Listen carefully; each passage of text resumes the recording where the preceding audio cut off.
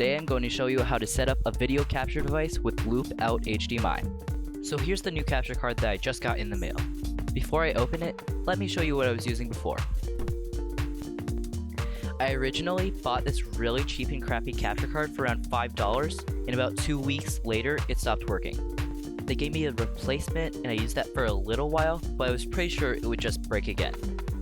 Thus I bought this one for about $15 and it served me well and worked perfectly. This card lasted me about 6 months.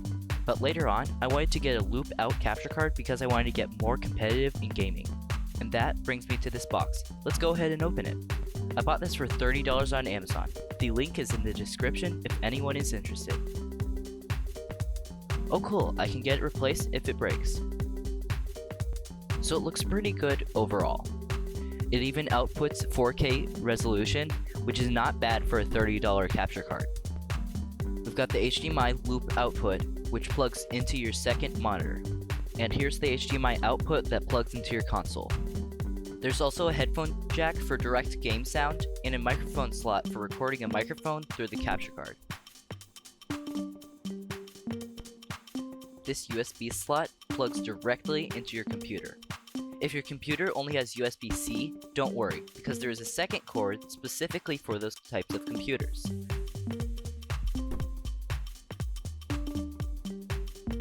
Oh, and there's also a user's manual which tells you where to plug everything in, but I already know where everything goes.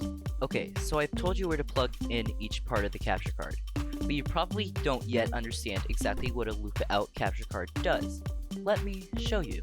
A loop out capture card enables the user to have no latency through a second monitor. You plug your console into the HDMI input for recording the games. You then plug your second monitor, the one that is not connected to the computer, into the card through the HDMI output. In the second monitor is where you'll see the console screen with absolutely no latency. No latency.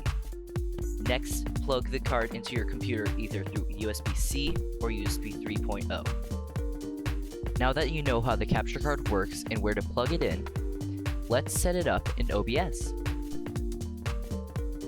So you're going to want to add a source, click on Video Capture Device, name it whatever you want, then it should already have your game there, ready to go.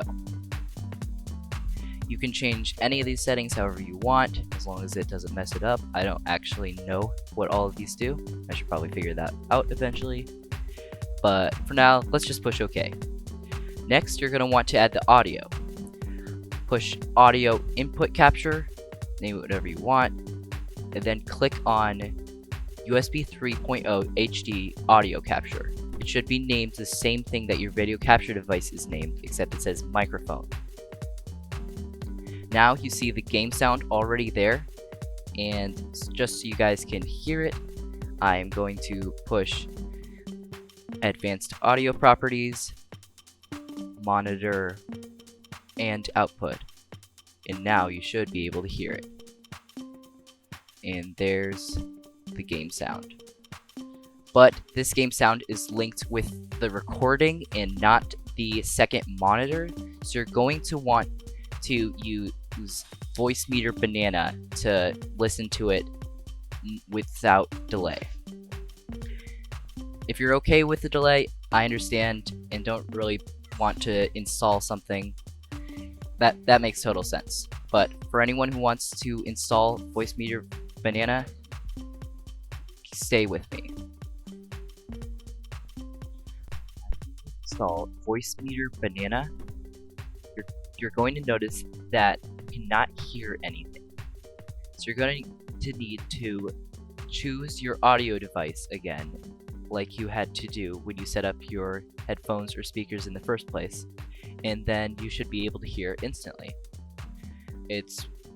Then you go to Hardware Input, click on Microphone USB 3.0 HD Audio Capture, which should be your video capture device.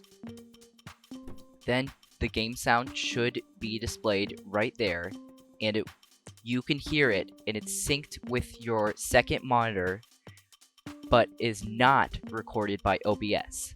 That way you can have music. on your desktop audio. You're going to want to push Run on Windows Startup and set to always visible. And I also use macro buttons to make sure Voicemeeter stays active. And I use a macro button to mute and unmute the game audio. Thanks to everyone for watching this video. I hope it helped you learn how to set up a video capture device with loop out HDMI. See you guys next time.